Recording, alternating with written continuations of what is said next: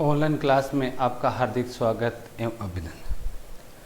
अभी तक हम पढ़ रहे थे शब्द रूप, क्योंकि वाक्य बनाने के लिए शब्द रूपों की आवश्यकता पड़ती है और शब्द रूपों को हमने दो भागों में बांटा था, संज्ञा शब्द रूप और सर्वनाम शब्द रूप। जो प्रमुख या मुख्य हमारे पाठ्यक्रम के या हमारे स्तर के थे वो हमने पढ़े। आज वाक्य अनुवाद के बिंदु को आगे बढ़ाते हैं और अब पढ़ते हैं आज धातु रूप। जिस प्रकार शब्दों के रूप होते हैं उसी प्रकार धातु होती है। धातु का मतलब है जिसको अंग्रेजी में वर्ब बोलते हैं, हिंदी में क्रिया बोलते हैं और अपनी भाषा में बोलते हैं काम। जो क्रिया होता है, कोई काम होता है, उसको संस्कृत में धातु बोलते हैं। जैसे पढ़ना, खेलना, चलना, दौड़ना, ये क्या है? कार्य है, क्रिया है।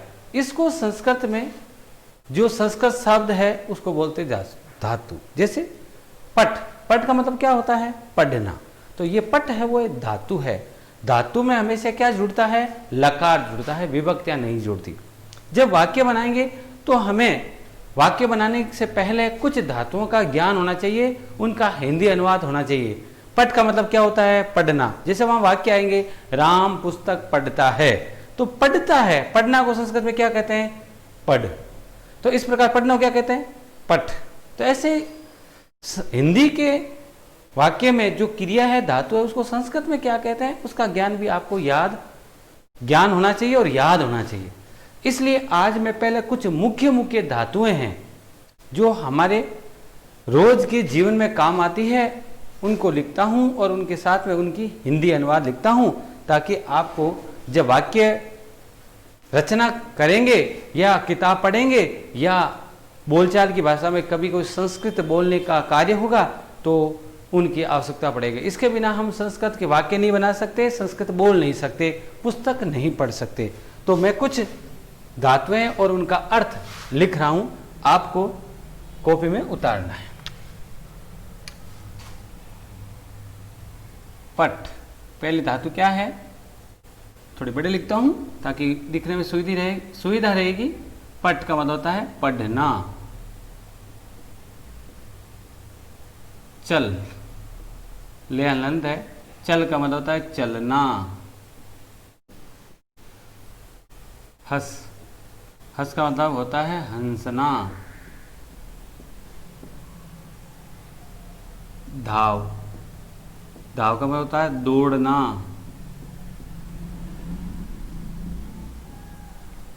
वध, वध का मतलब होता है बोलना।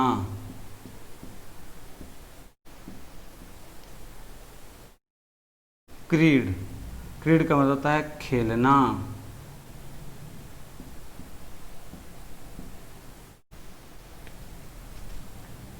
त्रि, कोष्ठक में ऐसे लिखूं तर,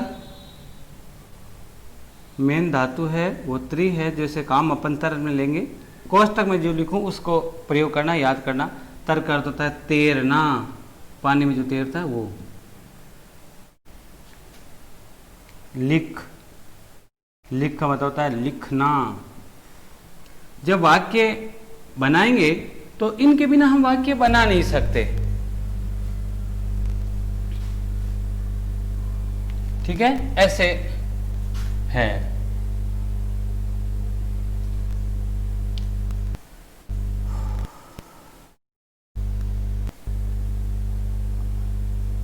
बास का मतलब होता है भाषण देना।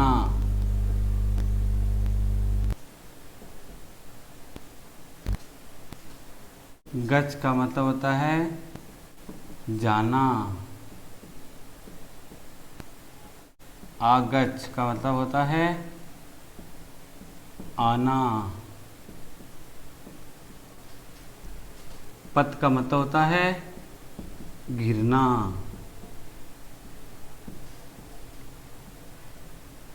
क्रोध का मतलब होता है कूदना ऊपर से।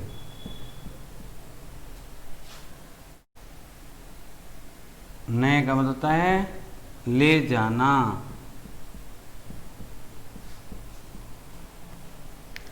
आने का मतलब होता है लाना।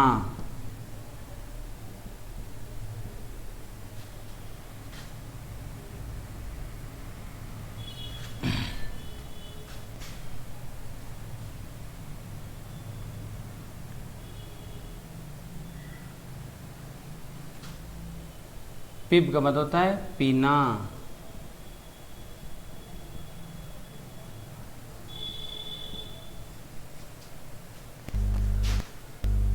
खाद का मतलब होता है खाना, क्रिया है वो खाना, वो रोटी नहीं है।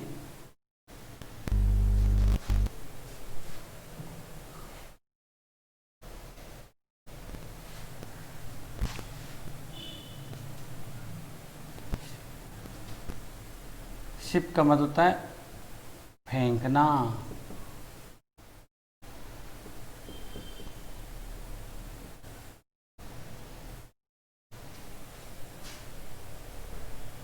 ताड़ का मतलब पीटना।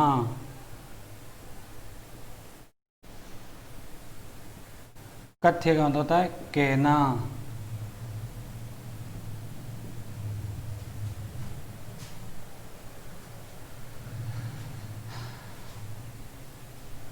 सेव का मतलब होता है सेवा करना। एक होता है क्रि, कर्म व्यक्त करते हैं, उसका मतलब होता है केवल कोई कार्य करना, करना। मुंज, छोड़ना।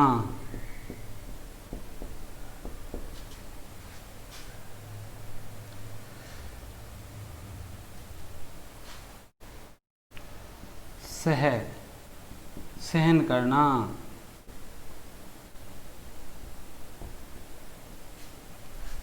तो इस प्रकार ये कुछ धातुएं मैंने मुख्य मुख्य जो हमारे, वैसे धातुएं बहुत होती है, जो मुख्य मुख्य हमारे पाठ्यक्रम में जो रोज हम काम करते हैं, लिखते हैं, पढ़ते हैं, बोलते हैं, चलते हैं, हंसते हैं, ऐसे आते जाते हैं, ऐसे रोज काम आने वाली धातुओं को हमने पढ़ा।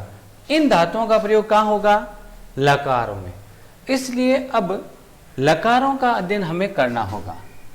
तो इसका आप स्क्रीनशॉट ले लीजिए ताकि आपको अभ्यास पुस्तिका में लिखने की सुविधा रहेगी। फटाफट लीजिए।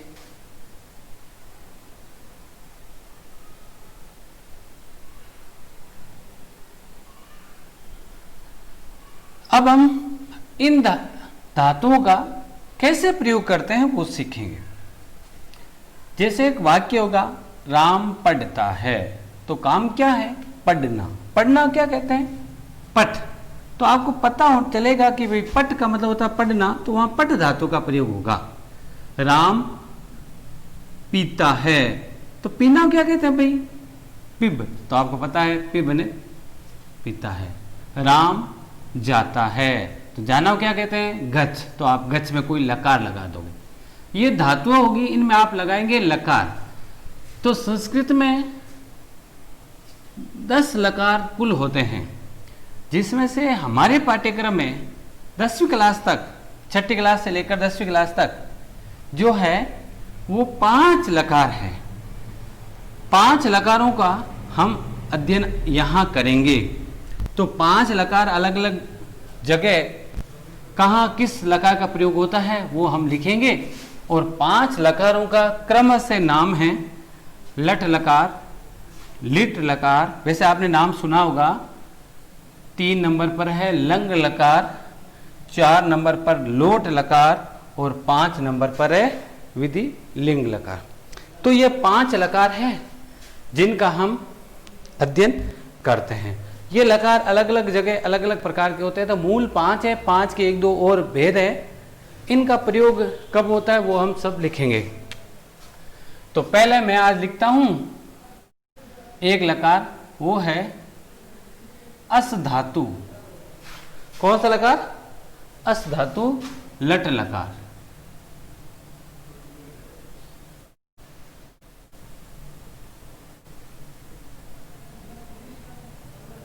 यह है लकार का नाम है अस धातु लट लकार। कोष्टक में लिख रहा हूं कि इसका प्रयोग कब होगा, क्योंकि प्रत्येक लकार का प्रयोग अलग अलग जगह होता है। तो इसका आपको ज्ञान होना चाहिए कि अस धातु लट लकार का प्रयोग कब होता है? जब वाक्य वर्तमान काल का हो और उसमें क्रिया नहीं हो। जब वाक्य वर्तमान काल, वर्तमान काल का मतलब जानते हो ना? जो काम अभी हो रहा है इस समय, जैसे मैं पढ़ता हूं, ऐसा वाक्य वर्तमान काल का होता है। जब वाक्य वर्तमान काल का हो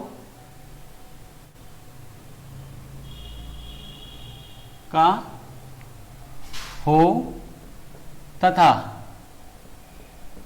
उसमें क्या नहीं हो, उसमें क्रिया का मतलब कोई काम, कोई कार्य नहीं हो, कोई क्रिया अर्थात कार्य नहीं हो, बस ये दो शर्तें हो तब इस लकार का प्रयोग होता है, अन्यथा नहीं होता। तो अब एक वाक्य बोलता हूं जिसमें दोनों शर्तें पूरी होगी, वाक्य वर्तमान काल का होगा और उसमें कोई क्रिया नहीं होगी। जैसे राम पढ़ता है, ये वाक्य वर्तमान काल का है क्यों, काम अभी हो रहा है, परंतु इसमें काम है पढ़ना, तो वहां इस लकार का प्रयोग नहीं होगा। वाक्य वर्तमान काल का तो हो परंतु उसमें क्या नहीं हो, उसमें कोई क्रिया नहीं हो, इस बात का ध्यान रखना। तो मैं लड़का हूं, वह पुस्तक है, ये वाक्य वर्तमान काल के दोनों, क्योंकि लड़का हूं यानी अभी लड़का हूं और इसमें कोई काम नहीं है, खाना पीना, उठना बैठना, हंसना दौड़ना चलना, कोई कार्य नहीं है, और इसलिए ये इस वाक्य में इसका प्रयोग होगा, नहीं अस धातु लट लकार का प्रयोग होगा, क्योंकि वाक्य में कोई क्रिया नहीं है। वह लड़का है, वर्तमान काल में वह लड़का है और उसमें कोई क्या नहीं है, काम नहीं है, क्रिया नहीं है। इसलिए ऐसे वाक्यों में जब वाक्य वर्तमान काल का हो और उसमें क्रिया नहीं हो तो अस धातु लट लकार का प्रयोग होता है। तो वैसे आपने लकार तो पढ़े हैं, तो एक बार वापस लिखते हैं कुछ। ऐसे आप जानते हो कि 3 संस्कृत में वचन होते हैं, एक वचन, द्विवचन और बहुवचन। तो प्रत्येक लकार में ऐसे अपन को 3 वचन लिखने होंगे, एक वचन, द्विवचन और बहुवचन, ठीक है। और 3 ही पुरुष होते हैं संस्कृत में, कौन से, प्रथम पुरुष, दूसरा मध्यम पुरुष, तीसरा उत्तम पुरुष। कितने पुरुष होते हैं भाई, 3 पुरुष होते हैं। ये सब बातें आपको याद होनी चाहिए। 3 लकार, 5 लकार कोर्स में 3 वचन होते हैं, 3 पुरुष होते हैं। तो अब ये अस्ति, आपने नाम सुना होगा, प्रथम पुरुष एक वचन अस्ति, स्तः, सन्ति, ये प्रथम पुरुष एक वचन, द्विवचन और बहुवचन। असि,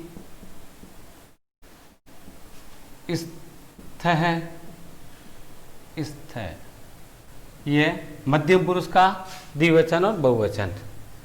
उत्तम पुरुष में अस्मि एक वचन में, ईश्व और इसमें, ये बहुवचन।